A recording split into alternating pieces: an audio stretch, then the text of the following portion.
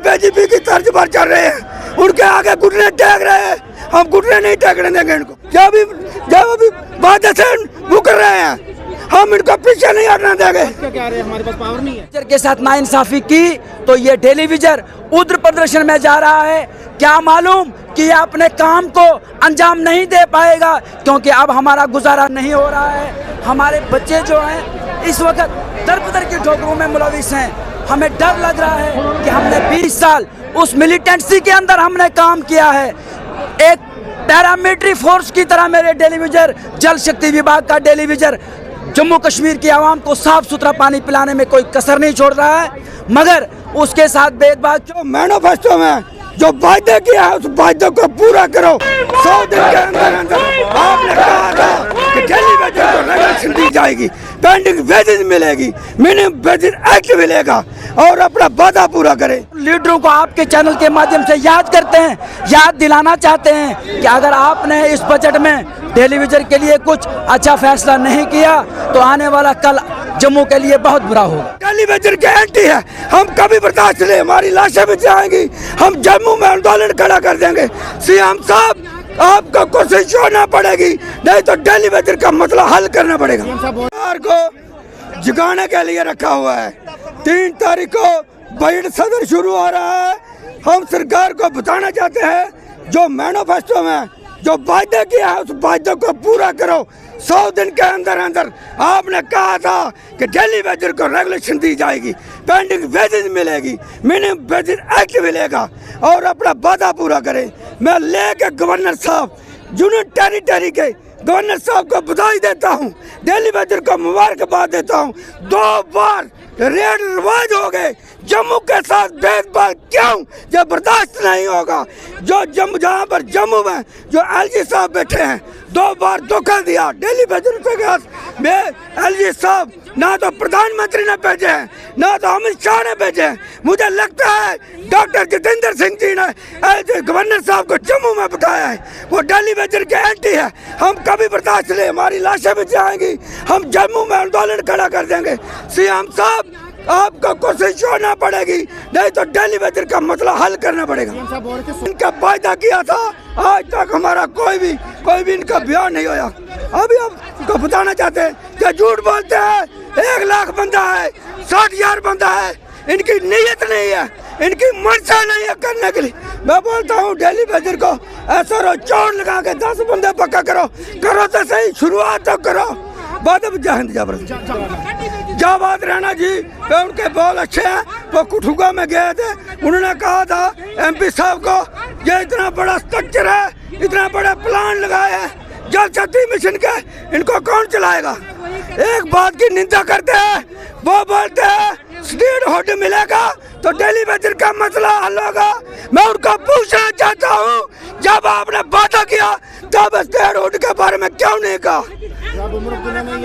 बोला नहीं, उन्होंने बोला जब अभी वादे से मुकर रहे हैं, हम इनको पीछे नहीं हटने देंगे। क्या रहे हमारे पास पावर नहीं है। अब बोलते हमारे हाथ में कुछ नहीं है, क्यों नहीं आला? कुर्सी छोड़ दो, गाड़ियाँ इनके लिए। किसको कुर्सी छोड़नी चाहिए?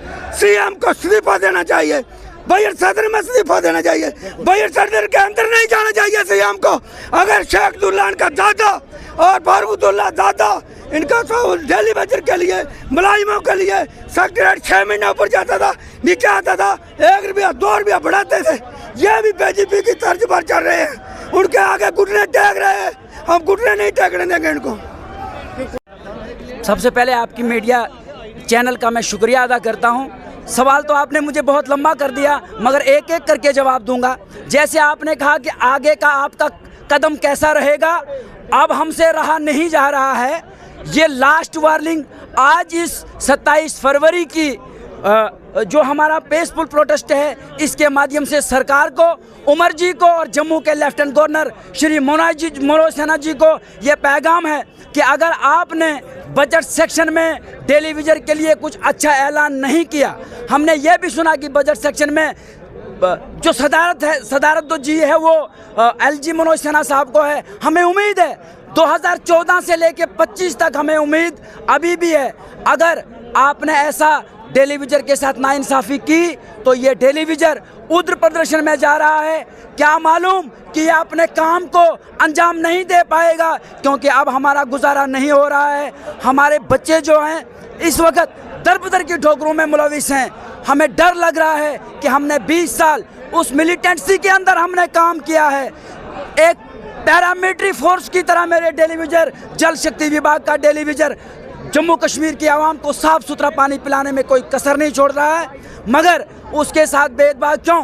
अगर लद्दाख के अंदर जिन टेलीविजनों को 10 साल हुए उनको 18,000 प्लस, जिनको 20 से 25,000 उनको 45,000 प्लस, तो क्या गवर्नर मनोज सिन्हा साहब जम्मू के टेलीविजन ने क्या जुल्म किया है?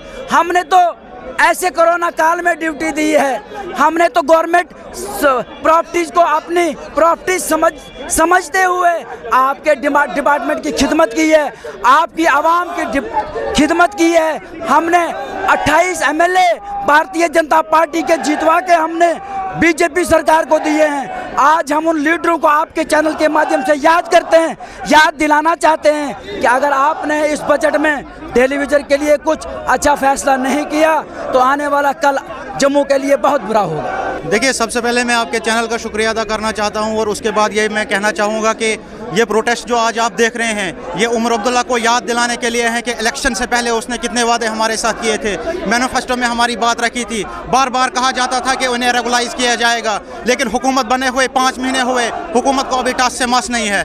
आप बखूबी जानते हैं हमारी चनाब वैली का एरिया, हमारे जो ये टेलीविजन हैं किन किन पहाड़ियों पर ड्यूटी करते हैं, किन किन बर्फीली चोटियों पर ड्यूटी करते हैं। चाहे कुछ भी प्रॉब्लम आ जाए हमारे चनाब वैली में, वहाँ पर टेलीविजन आपको खड़ा मिलेगा। क्योंकि हम बार बार कहना चाहते हैं यहाँ पे उमर अब्दुल्ला को, अगर यहाँ लद्दाख में अगर टेलीविजन काम कर रहा है उसको 25,000 से लेके 50,000 तक पे दे रहे हैं। क्या गुनाह किया है हमारे टेलीविजनों ने जम्मू और कश्मीर के? खासकर एक बात मैं कहना चाहूँगा यहाँ पे गवर्नर इंतजामिया और उमर अब्दुल्ला को, आप देखिए कि कश्मीर में कोई टेलीविजन अभी तक रिटायर नहीं हुआ है, यहाँ पे लद्दाख में कोई टेलीविजन रिटायर नहीं हुआ है, लेकिन ये कानून भी जम्मू में ही थोपा जा रहा है, ये कानून भी हमारी चनाब वैली में ही थोपा जा रहा है। हमारे टेलीविजन को 60 साल मुकम्मल होने के बाद सीधा फ़ोन आता है कि आपको रिटायर कर दिया गया है। हालांकि ऐसा कोई नहीं, किसी भी ऑर्डर में ये नहीं लिखा है कि एक टेलीविजन को 60 साल के बाद रिटायर करना है।